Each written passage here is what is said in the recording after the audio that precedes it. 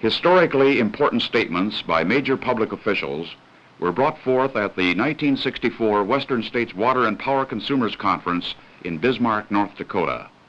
The public's right to the full use of this country's natural resources was the message of the conference. Full resource development is the promise of the future. I am Fred Simonton, Executive Secretary of the Midwest Electric Consumers Association, an affiliate of the conference. This report is produced by the Western States Water and Power Consumers Conference. Throughout the conference in Bismarck, this was the theme. America has begun to move again in the area of natural resource development. The great dams on the Missouri, such as Garrison Dam in North Dakota, Owyhee in South Dakota, Fort Peck in Montana, dams like these are retaining the precious water of the Missouri River in order to prevent floods, to produce power from which revenues pay for a large portion of these projects. These dams are maintaining adequate navigation on the lower reaches of the river. But the work of conservationists, irrigationists, and the consumer-owned power utilities has just begun. Our country demands yet more development. For example, recreation sites to preserve for the America, now and in the future, the rare natural beauty of our nation. Prevention of pollution and research into providing more fresh water for our nation. These are vital interests of communities everywhere in the country. The full development of irrigation and power production potentials of our rivers and of our coal resources will guarantee to all Americans an abundance of food and fiber and lower cost electric power for an expanding economy. These and other vital resource problems concern the 300 national conferees and their guests at Bismarck, North Dakota. At the Western States Water and Power Consumers Conference in Billings, Montana in 1960, the late John F. Kennedy, then a candidate for the presidency, made his major resource statement, which in the 1964 conference in Bismarck formed the underlying theme of the major addresses. The principal speaker and candidate for the vice presidency, Senator Hubert H. Humphrey, recalled President Kennedy's action on resource development. He was a candidate for president. His name was John F. Kennedy. And he, on that occasion, set forth his program for developing the power and the water resources of this nation. And in his 1,000 dramatic days of leadership, he halted the aimless mess into which our conservation programs had drifted, and he set our conservation, irrigation, power, and reclamation programs on the forward path once again.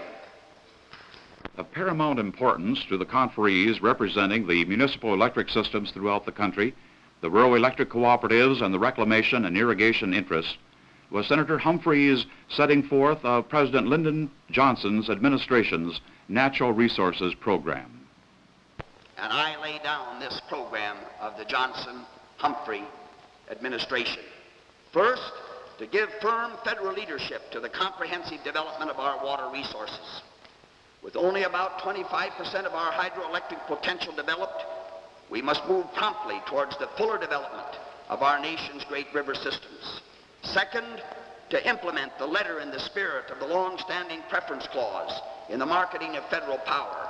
And President Johnson and I have given our firm support to this principle, and we will continue to do so.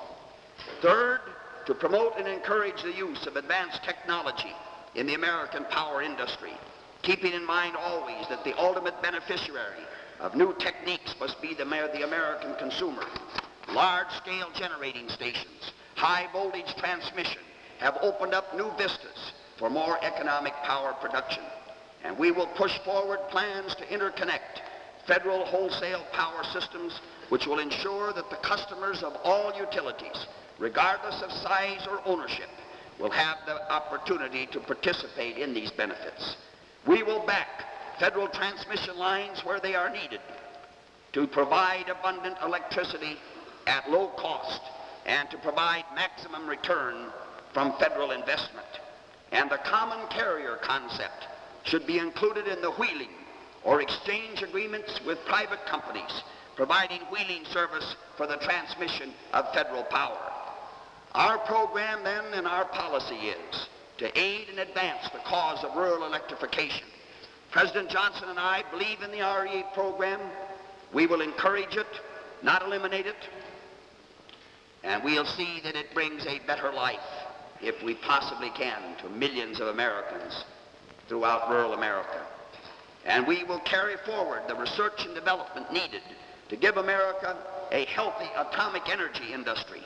We must experiment with new types of reactors, small as well as large, in order to give the consumer-owned as well as the privately owned utilities a place in this program. The Rural Electrification Administration and the rural electric cooperatives, which serve their members with electric power, came in for special and repeated attention throughout Senator Humphrey's address. He re-emphasized his and President Johnson's closeness to the REA program. He noted especially that low interest rates on REA loans must be continued. Such an interest rate is necessary so that rural electric cooperatives can provide their widely separated member consumers with electricity at reasonable rates. Senator Humphrey also singled out REA's Generation and Transmission Loan Program, which provides for the making of loans for the construction of large generating plants and high-voltage transmission lines.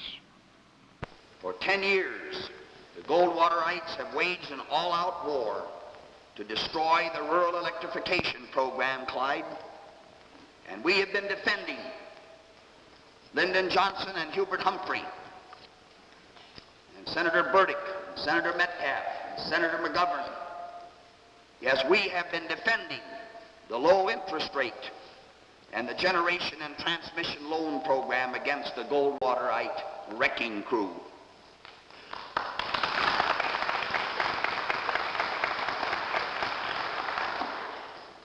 And we will continue to stand firm in our support for REA. Senator Humphrey left no doubt in the minds of his audience about his support of large multi-purpose river basin development. Well, the leader of the Goldwater faction, he's proposed to sell TVA. And I quote him, even if we could only get $1 for it. End of quote. I wonder who he plans on selling it to for that price. That's a pretty good deal. Let's look into that. I want to assure you that President Johnson and I are not going to sell the TVA.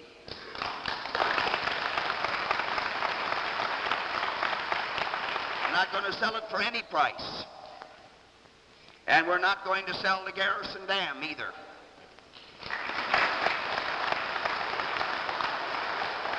And we're not going to sell the Grand Coulee. We're not going to sell these big programs on our great and mighty rivers. Leader of the Goldwaterites had been president 60 years ago. They wouldn't have even had that Theodore Roosevelt Dam. That's the one, by the way, that made possible water for Arizona. In fact, I don't think they'd even had the department store because there wouldn't have been enough business to have it. North Dakotans took special interest in Senator Hubert Humphrey's promise that Garrison Diversion would be the next large reclamation project to get congressional approval. Humphrey praised the work of North Dakota's Senator Quentin Burdick and Senator Milton Young in bringing this project through the Senate. And you'll soon see such benefits right here in North Dakota if we can get that House of Representatives to go along with the Senate and approve the Garrison Diversion Project, which your senator right here, Senator Burdick, and I want to be very fair, which the Republican Senator Young and which your distinguished senator, your distinguished Governor Guy have worked for day in and day out. And may I ask...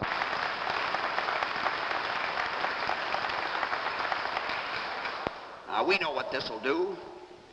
It'll give family farms a dependable water supply. It'll make for diversification of our agriculture so we don't have to depend on just wheat or one crop. And it'll make for jobs for construction workers and jobs and revenue for home builders. It'll help every businessman on Main Street.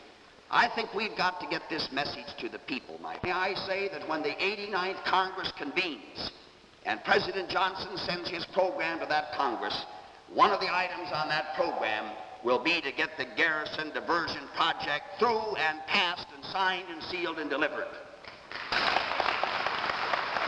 The long-awaited development of lignite coal resources in the Dakotas, Montana, and Wyoming came a step closer to realization with the beginning of construction of REA-financed thermoelectric plants in the region. The Leland Olds power station under construction by Basin Electric Power Cooperative was the first.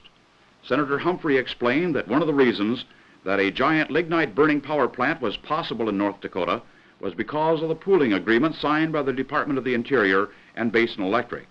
It was this agreement which opened the way for the 8-state Missouri Basin Systems Group. Senator Humphrey cited this significant contract and the Missouri Basin Systems Group as guideposts to future such arrangements, which will make better use of existing federal facilities through partnership agreements with preference customer organizations. And our goal is to encourage the development of the great lignite coal fields of the West as fuel for steam plants, which will be part of regional power systems of the future. And here in the Missouri River Basin, we have seen the signing of the Missouri Basin Systems Pooling Agreement. And this is but a pattern that can be followed in many other instances. Such agreements make feasible the generation of power from lignite coal in huge regional steam plants. We support this and similar cooperative endeavors in other regions. Senator Humphrey concluded his address with praise for the resource organizations represented at the Western States Conference. He allied himself with their objectives as he brought to a close his dramatic message of continued progress in the resource development field. Nowhere in this nation is there a group of more progressive, solidly American, forward-looking citizens than I see assembled here today. No other group shares more of my hopes and dreams for the future of our great nation. You are attending this Water and Power Conference because you care. You care about the development of your America and of America's water resources. You're attending it because you believe that such development is critically needed to provide job opportunities for our young people. And opportunity, my friends, repeated again and again, opportunity must be the watchword and the keyword of American life. More opportunity for more people. Everything to be done to provide opportunity for people to help themselves and to make themselves a better life. Sharing the platform with Senator Humphrey at the Western States Water and Power Consumers Conference was Senator Quentin Burdick of North Dakota, Senator Lee Metcalf of Montana, and Senator George McGovern of South Dakota.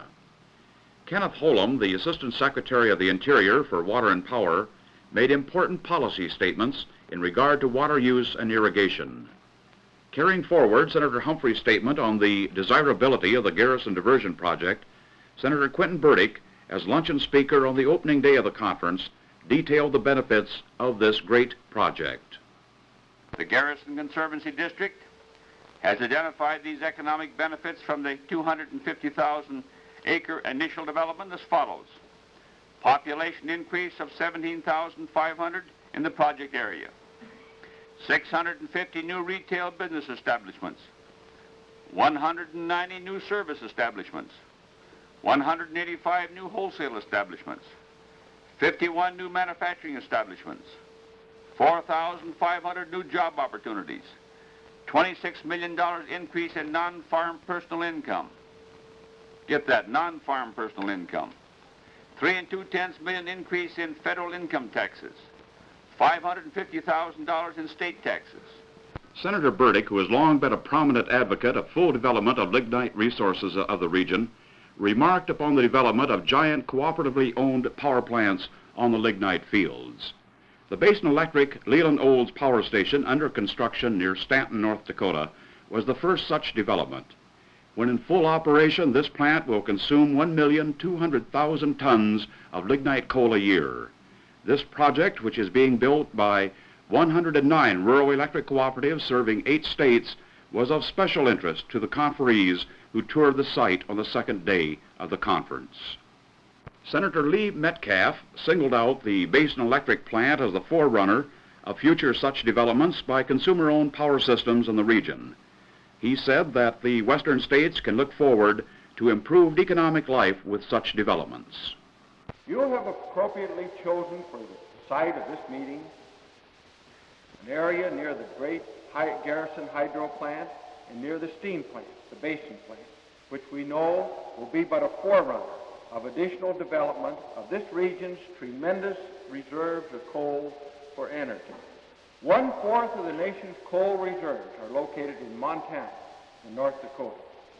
Authorization of interconnecting high-voltage transmission lines between one large federal power system and another were cited by the speakers as an accomplishment of the 88th Congress.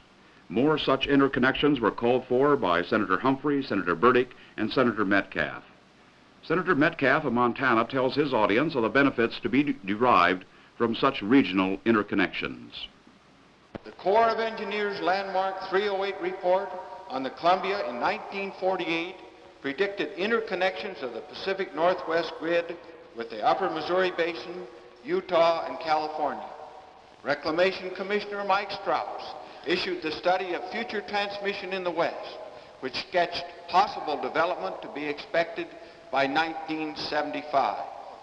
This report proposed a 500 kilovolt system that would integrate all the regional power systems west of the Mississippi, including interties between the Pacific Northwest and the Southwest, the Missouri Basin, and the Intermountain region.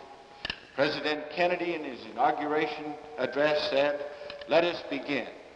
And we have begun those projects, and these are some that we have begun.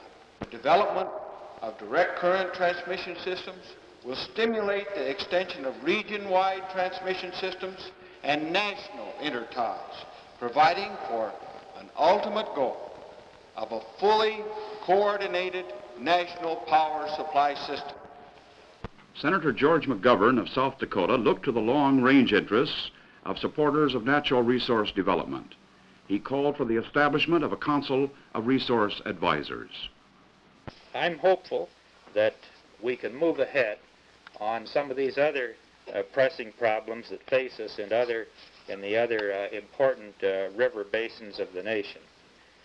Now, when President Kennedy spoke to this conference 4 years ago, there was one point in that magnificent address that he gave to the conference in which he outlined his hopes and his dreams for the future that I think ought to be repeated here tonight, because it's been one of those that we haven't yet been able to deliver. The President said in the 4th point of his agenda, and I quote now, "We will establish a council of resource advisors in the office of the President to coordinate planning in this field.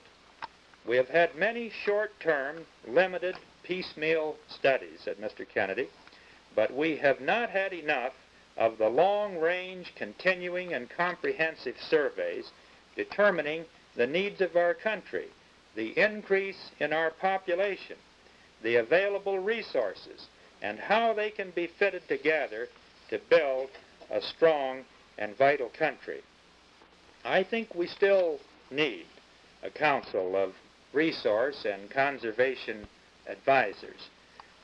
One similar to that proposed by President Kennedy in 1960, which he asked after his inauguration that it be delayed, that it be postponed until alternative possibilities could be explored. But I'm convinced that if President Kennedy were here tonight, that he would feel that the time has come to implement this recommendation that he made to the conference when he was with you 4 years ago. At a news conference, National Farmers Union President James Patton also called for a comprehensive Missouri River Basin development. The Missouri Valley Authority is needed more today than it was at the time the Army Engineers and Bureau of Reclamation had their shotgun wedding out at Billings, Montana. And even the shotgun wedding produced some good results. We have these big dams and some of this development, but we do need an integrated planned development of this great valley just as much as we needed of TVA. And I call upon the Democratic candidate, President Johnson, and his vice presidential candidate, Senator Humphrey, to embrace and endorse the idea of the Missouri Valley. If the idea of a one valley planning and management is good for the Tennessee Valley, then it certainly will be good for the Missouri Valley. And this great Missouri Valley being one of the great breadbaskets of the world, having all these power resources and coal, lignite and other types of coal, can prevent the depopulation of mid-America, can prevent the trend of people moving to the cities. Prominent among the speakers was Clyde Ellis, Washington, D.C., the general manager of the National Association of Rural Electric Cooperatives. He discussed the association's interest in the voting records of the candidates in the current campaign. My national board, several of them are in this audience now. Helge Nygren here was. Julius Matson's out here. Al Humphrey is out here, and many more. Our national president is Mr. Humphrey. You've met him. I don't know their politics, and I don't care.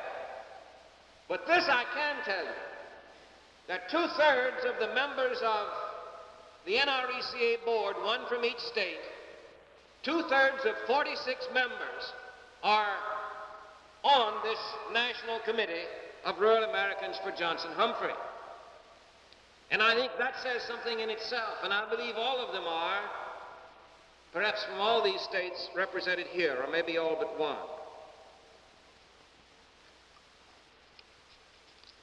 During our regional meetings this year, as we've never done before, there are 10 of them covering the whole country, 4 have been held. We are in the process of going through these voting records, vote by vote or in groups, telling our people just exactly what the score is. And of course, hoping that they will go vote against those who would eliminate our programs. Now, what we're really talking about here in the broader scope, it seems to me, is this thing that Mr. Johnson is calling the Great Society on the one hand and the Dark Ages again on the other. A vital and historic statement was made by Assistant Secretary of the Interior Kenneth Holum on the concluding day of the conference in regard to the acreage limitation on irrigated land receiving water from federal projects. The Department of Interior's position was hailed as a landmark decision by the conferees in a telegram of commendation to President Johnson and Secretary of the Interior Stuart Udall. Many of the organizations represented here today have a keen interest in the proper interpretation and application of the excess land provisions in reclamation law.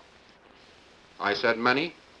I hope it would have been more appropriate to say all of you, because honestly and seriously, this should be a matter of real and personal concern to each of you and all of the organizations that you represent. This department welcomes and appreciates your concern.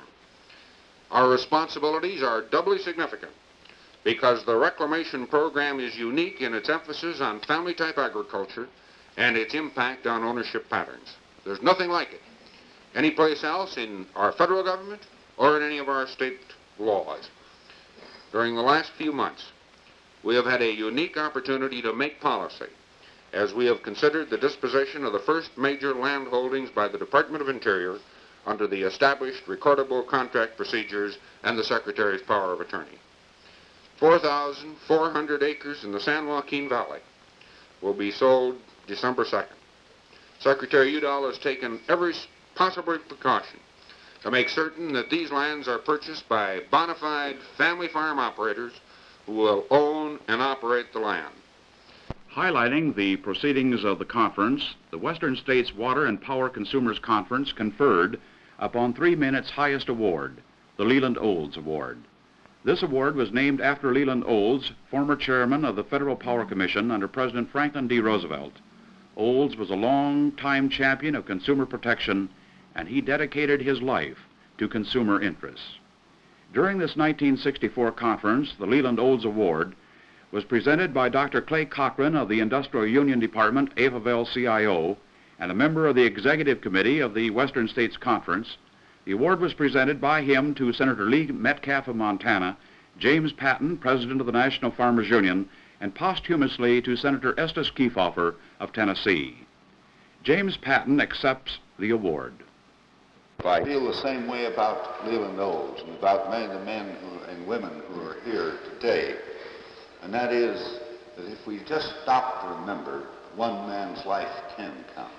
And what Leland Olds did and what he stood for and the fights he made, along with George W. Norris and all the other greats of this country who had values placed in terms of people rather than profits and things, is a living and fitting tribute which will last long beyond my generation and my children's generation. And I want to pay my respects to Leonard Kenfield, to my associate Angus MacDonald, to Father Vizard, my great friend who is a great fighter, Clyde Ellis, and all the others, and Clay Cochran, who put this conference together. Accepting Senator Kefauver's Leland Olds Award was his longtime friend and himself a leader in resource development, Mr. S.R. Finley of Tennessee. It is a great privilege for me, a personal friend of the late Senator Kefauver, to represent Mrs. Estes Kefauver at this meeting and to receive from you upon her behalf this conference's award for the outstanding contributions her husband, the late Senator Estes Kefauver, made to the development of our nation's natural resources. Ms. Kefauver regrets her inability to be present. Estes Kefauver was one of America's great men. His contributions to our nation's welfare are one of Tennessee's great pride and joys. Born in 1903 in Madisonville, Tennessee, he was in every respect a native son. His sudden and untimely death in 1963 cut short unexpectedly a life of outstanding devotion to his state and nation. Satisfied that the conference had brought unity of purpose among the nation's leaders for future development of river basins, of coal and water resources, and of irrigation, the conferees could turn to the words of two presidents of the United States and be assured that the future held high promise for the public enjoying its full rights to the natural wealth of the nation. As President Kennedy said at the Western States Water and Power Consumers Conference in Billings, Montana, when he was a candidate for this nation's highest office, the growth of economic power depends on many things. It depends on a national policy of full employment. It depends on money and credit that will encourage investment policies. It depends on a healthy farm economy. But most of all, in the western half of our nation, it depends on vigorous planned development of our natural resources. I don't say that only federal funds and federal planning can do the job. State, local, and private effort will be needed. But we are talking about resources that belong to the public, about rivers that belong to the nation, about projects that are essential to our security. And unless the federal government is going to lead, this nation is going to be left behind. And in the words of President Lyndon B. Johnson at Portland, Oregon in September of 1964, we must increase mastery over the environment through the marvels of the new technology. This means rapidly increasing emphasis on comprehensive river basin development. It means drawing fresh water from the oceans. It means the use in every field of the newest knowledge to meet the oldest needs.